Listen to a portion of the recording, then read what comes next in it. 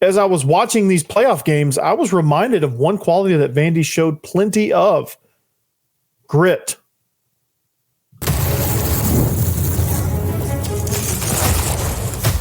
You are Locked On Vandy, your daily podcast on the Vanderbilt Commodores, part of the Locked On Podcast Network, your team every day.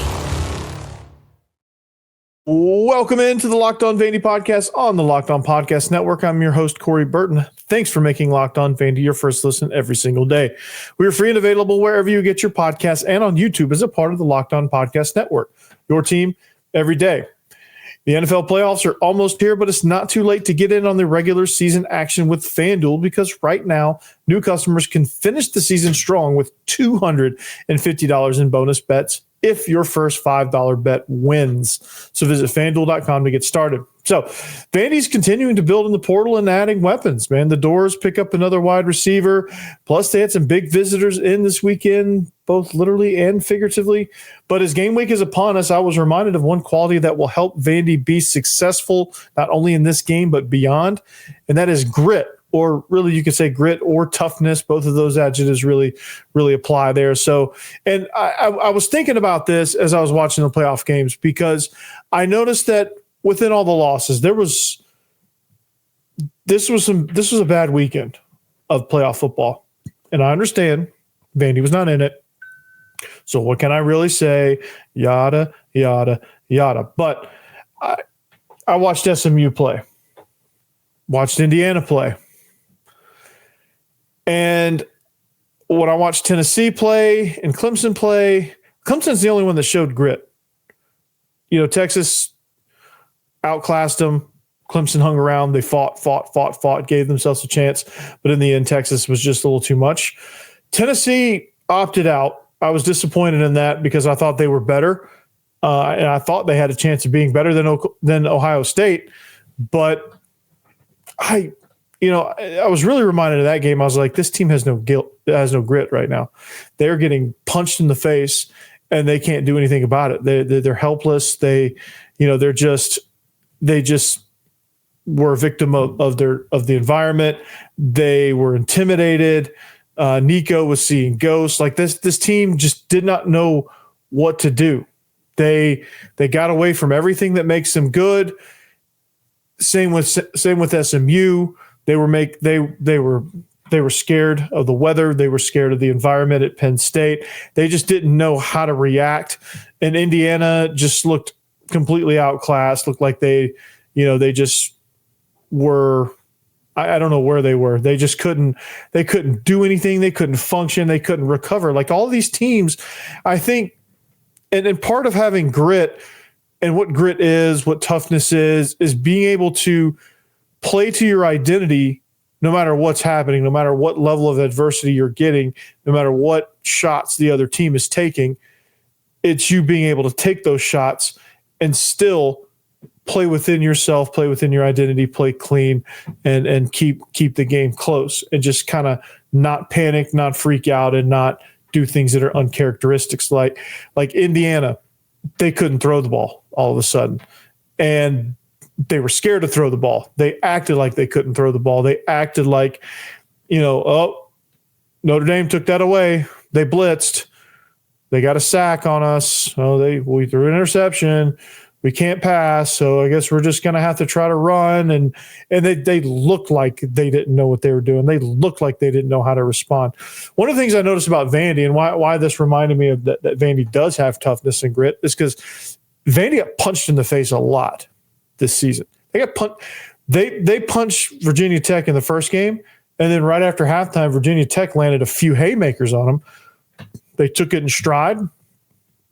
They figured out a way to slog through, take their best punches, and still win the game, right? They got Alabama's best punches. They found a way to finish that game. They got Missouri's best punch.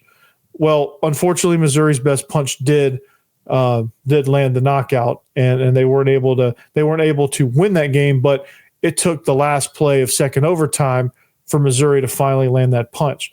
And I think that shows a lot about the character of this Vanderbilt team, led by Diego Pavia, and obviously the grit of the head coach Clark Lee, trying to figure out what to do.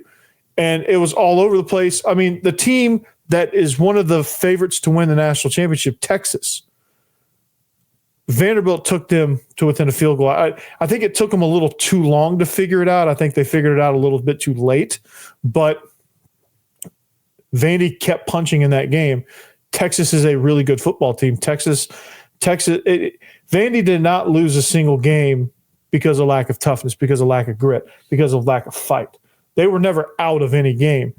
South Carolina, I think that one got away from them a little bit. They made a few errors that they couldn't recover from, but they fought the whole way. They made it tough. They made every one of those games tough. And a lot of it was just they didn't have the roster to compete with South Carolina or LSU or Tennessee down the stretch. Vandy's roster was tired, beat up, and they didn't have guys as reinforcements. They didn't have they did all this without a passing game. They figured it out. And that's what it is. That's what grit and toughness is. That's what you have to do. In the face of adversity, you have to kind of just figure it out. Tennessee could not get out of their own way. They could not figure out that Ohio State was going to run that damn 17-yard speed out. It's not really a speed out at 17 yards, but that 17-yard deep out. They couldn't figure it out. They couldn't adjust. Nico was scared out of his mind every time he took a snap. And that's not the same confident Nico that came out against Vanderbilt. So I think when a team has grit or toughness, it doesn't matter. I think that characteristic, it doesn't matter who you're playing against. What matters is what you do, what you can control, and how you adjust to how the other team's playing. How can you adjust to their best shot? Vandy, I thought, adjusted really well all season long to everybody's best shot.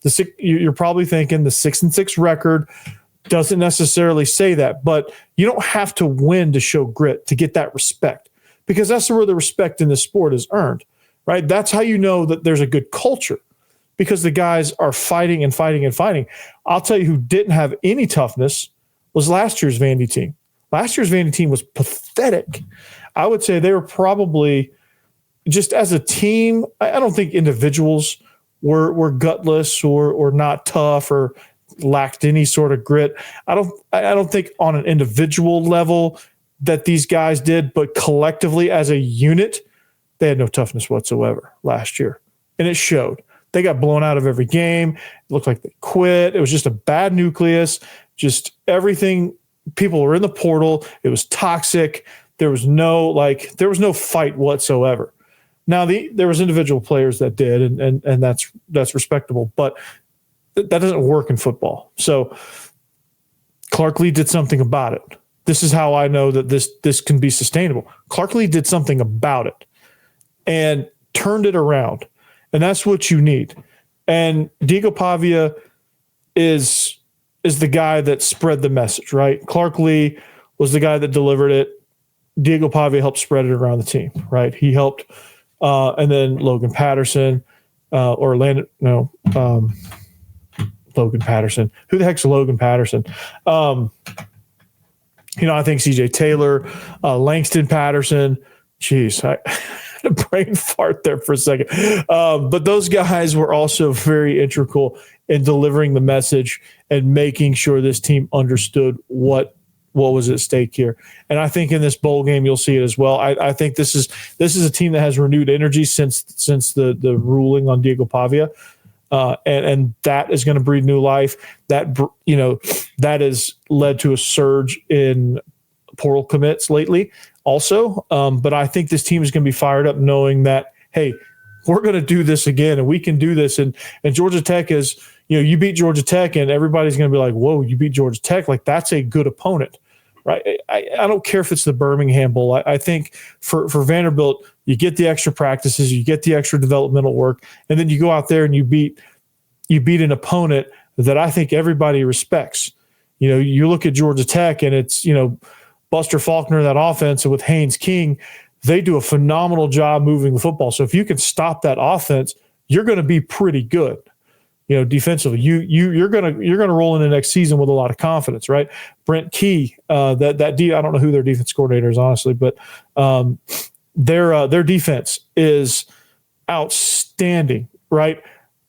But they have holes. They have things because they have to play such an aggressive style because of they're a little bit undersized and they don't have quite as much depth. So they have to. They're kind of like Vandy. They have to throw bodies at gaps, and they have to commit a lot of guys to getting pressure on the quarterback, or they just kind of fall apart.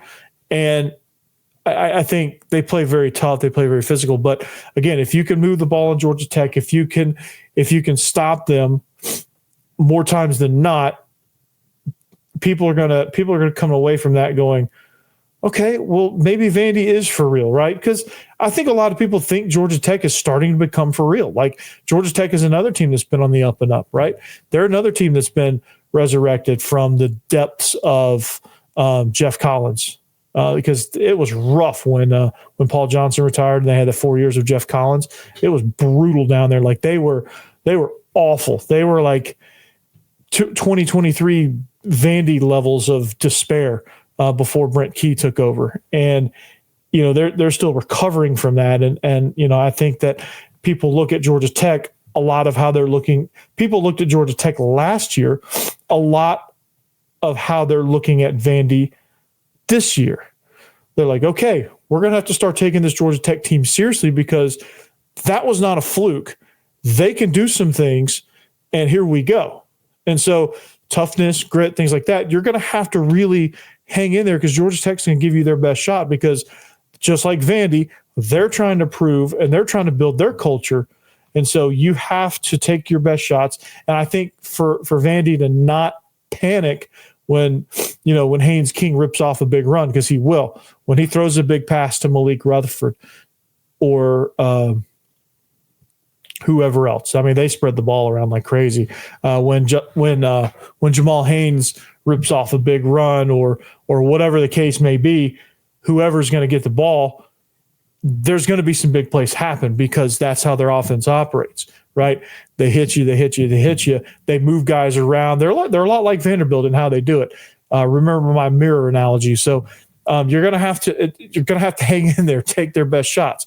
This game, if I'm using a boxing analogy, this game's going to be kind of like one of those featherweight undercard matches where two guys are trying to fight for their spot on like the main tour, but like they don't really, it's like a long shot chance, but it's like they got lucky. They got the undercard. So they're just going to start wailing on each other. And you're going to be at the little champion ceremony where the ref, raises the arm, and they're both just going to be battered and bloody and cut up. And, it's going to be like, they're just going to be eyes swollen shut. It's going to be one of those type battles because these teams are going to be trading punches. So it's going to be the team who can outlast is going to win. But I think this will be a game of grit, who can be the grittier team in this bowl game and in this matchup, because both teams definitely have it in spades. So I was very excited to see that, I was like, well, against Notre Dame,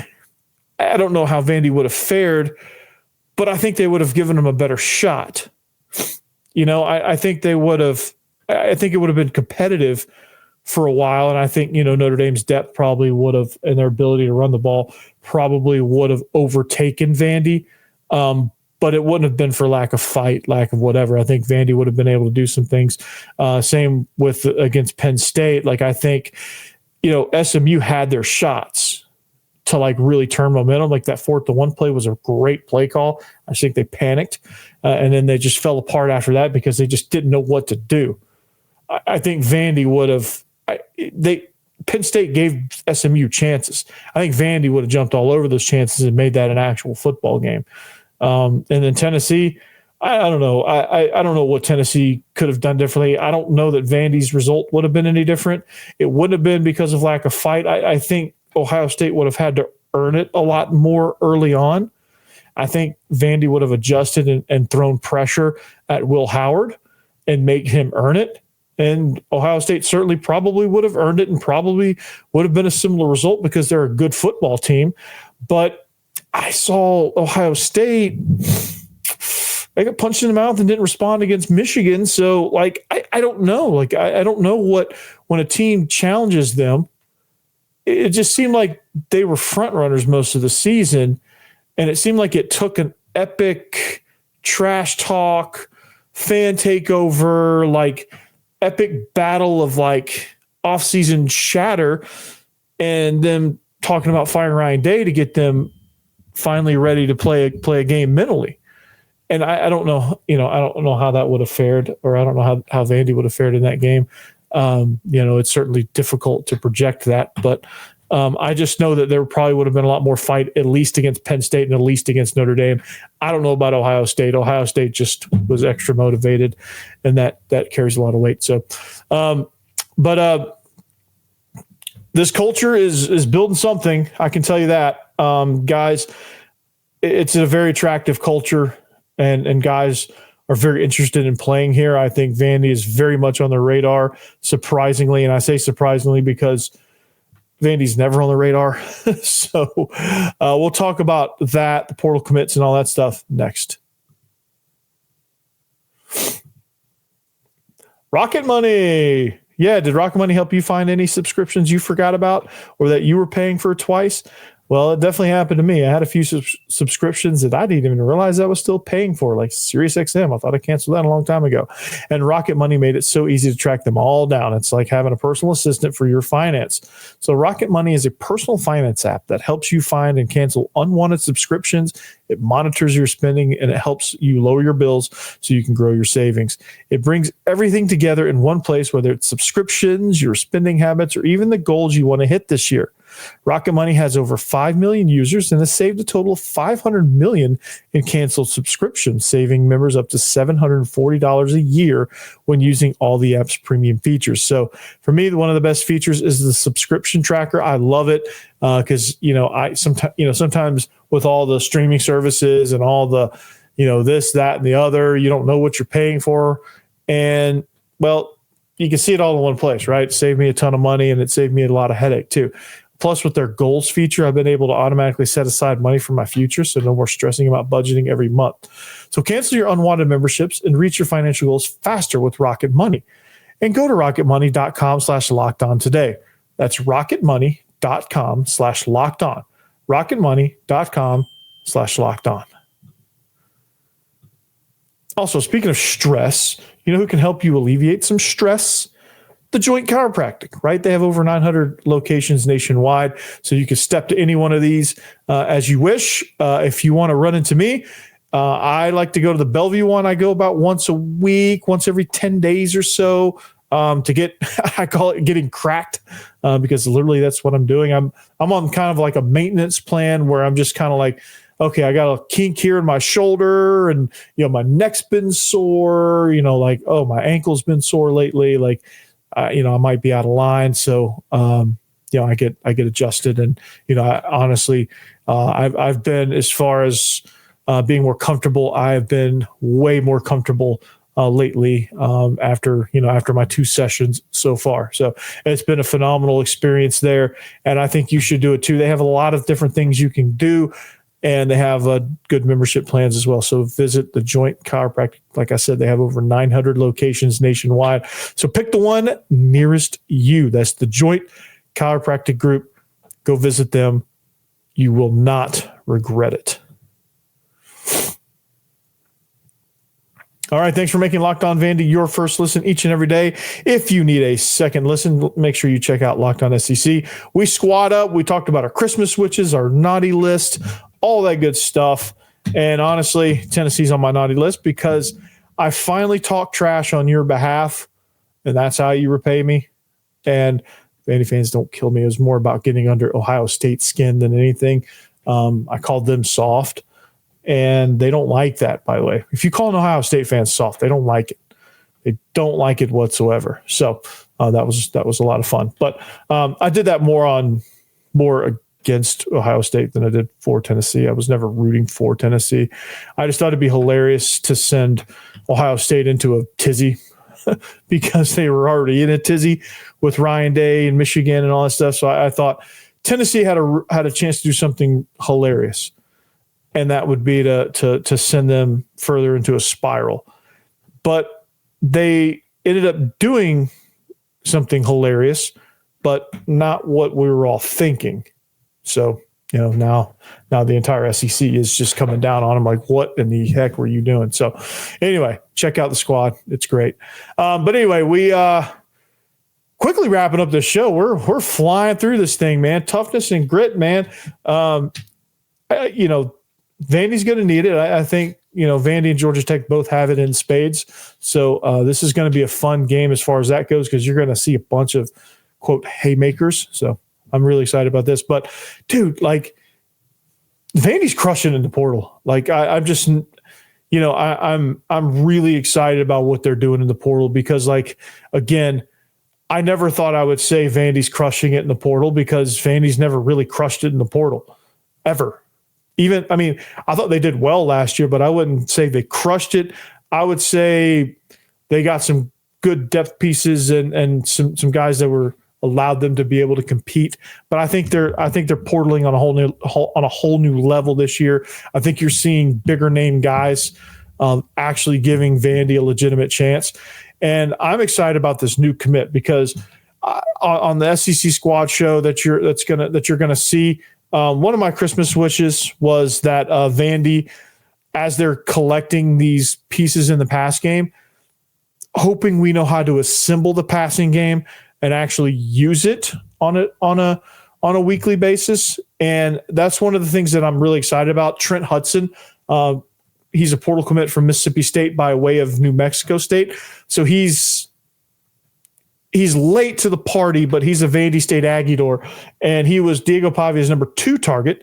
You'll never guess who number 1 was, Eli Stowers, who I think that's going to be just like getting a portal commit when he decides to forego the NFL draft. But Trent Hudson coming over, man, I really like this addition to go with Chase Fitzgerald. It's these two guys. It's hard. It's hard to quantify it, honestly, because you see the numbers and you're like, okay, well, I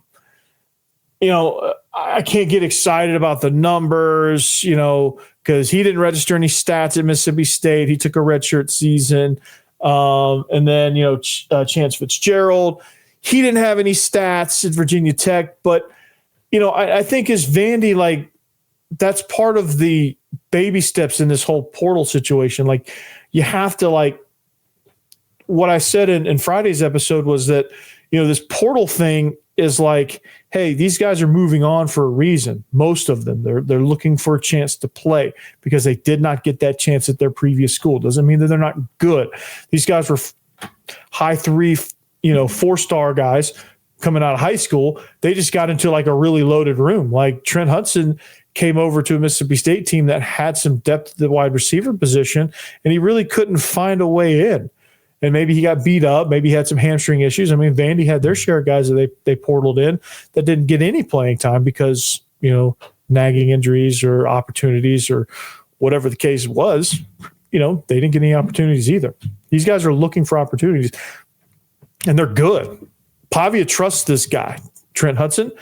So I think the chemistry is going to be there. And I think that's probably the most important thing. Like, I think that's why the Eli Stowers thing worked and he was so good, because they had the chemistry. And I think adding another chemistry piece, I think, will help the overall operation be a lot smoother, be a lot cleaner, and be a lot more explosive, because you have that guy that's like, okay, well, hey, I can translate what Diego wants.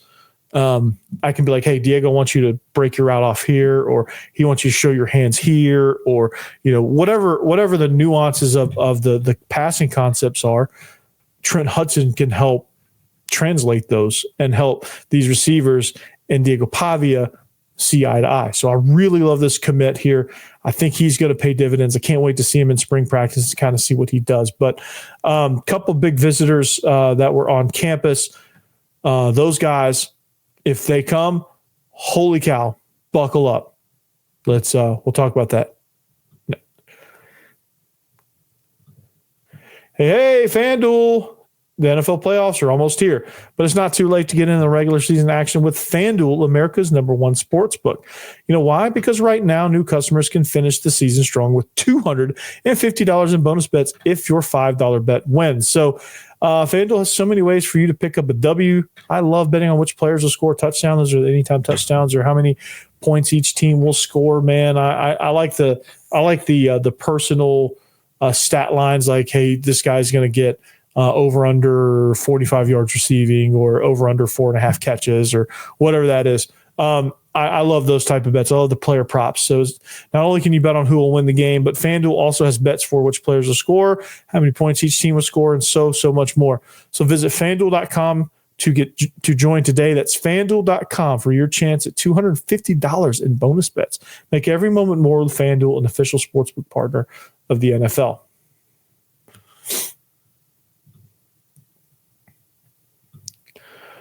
All right, quickly wrapping up the show. We got about 4.5 minutes left. Couple big, literally and figuratively, portal visitors that came through. Hunter Osborne, defensive lineman at Alabama, looking for a chance.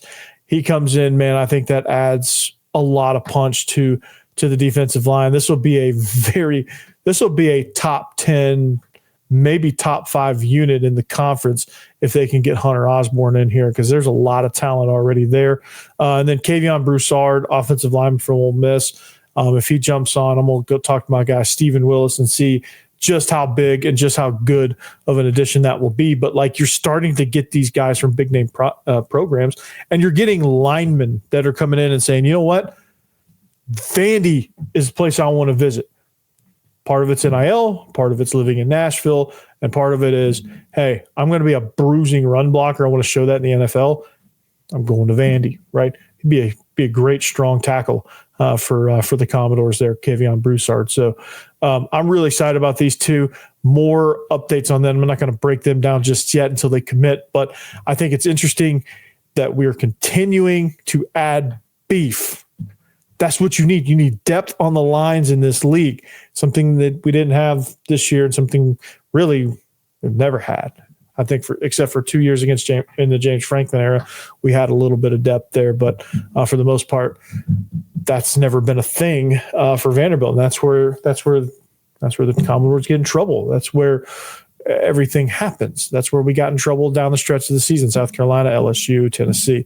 That's where it unraveled, was up front. So getting these guys will add pieces, add guys that can come in relief.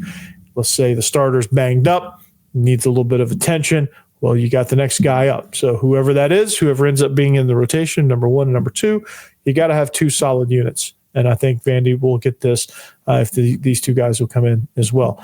I don't know where they fit in, but it's good to have them in camp. It's good to get them going. So the transfer portal, man, it's raging on, and I love it. Vandy's crushing it, as they should. They finally dedicated NIL money. They're finally going to actually say, hey, you know what? We can be smart and be good at football. Other teams have done it. Why can't we? We might as well be the best at it. I think they're finally realizing that. That's going to be a really, really good thing. Thank you, whoever was responsible for flipping the switch. Probably was the team beating Alabama was the thing that woke everybody up, if I had to guess. So before we go, a couple of things to note. The basketball team, shout out to the basketball team, absolutely crushing it. They went over 100 against the Citadel. They absolutely crushed Austin Peay. Those games were amazing. The guys, the biggest takeaway is not necessarily the score, because you're supposed to score a lot on those guys, but the chemistry with this team being so brand new, seems like they've been playing together for years, which is amazing, right? And, this doesn't come without mistakes. But, again, as they continue to improve their shooting, their mid-range and long-distance shooting, they're a really exciting team to watch. They get to the rack very, very well. And I cannot wait until conference schedule time. But this team is going to be electric. This league is going to be electric. So stay tuned for the basketball team. Mark Byington is doing a phenomenal job. They're sitting at 11-1, and like, this team is very exciting to watch. So I think there's going to be something to pack Memorial Gym for. So stay tuned for that. Last thing, here's the schedule. So Monday, this is the Monday episode. So today's regular. Tomorrow is regular. There's no show on Christmas Day, but Thursday's show will be regular, and there will be a regular pregame show, basically, is how it'll be treated. And then to make up for no show on Christmas, there will be a postgame wrap, because it'll be the last football game to wrap up. So it won't be immediately following the game. It'll be sometime later, but I will post details on exactly what time it'll be. And it'll probably be a live stream. So be ready for that. And so this is going to be kind of the holiday schedule. Probably follow a similar schedule the following week as well. We'll try to find an extra time slot in there. We'll probably skip over a day in the middle of the week and maybe add that day back on later on in the week, or maybe even on the weekend, depending on how things are going. So this is how we're going to look this week, just so you guys know. So if you wake up Wednesday morning, you don't see anything from me, you're not surprised. So that's where I'm going to leave you here. Take a screenshot of this, make sure. And the goal, I said this, let's get it to 1,000. Okay. Let's get it to 1,000. I'm excited. I'm glad all you guys support, and I look forward to your continued support and everything that you do to spread the word of Locked On Vandy. But we'll leave you there. Anchor down, behave yourselves. And if you're going to a Christmas party on Christmas Eve, be careful, play responsibly, all that good stuff. We'll see you back here next time. Peace.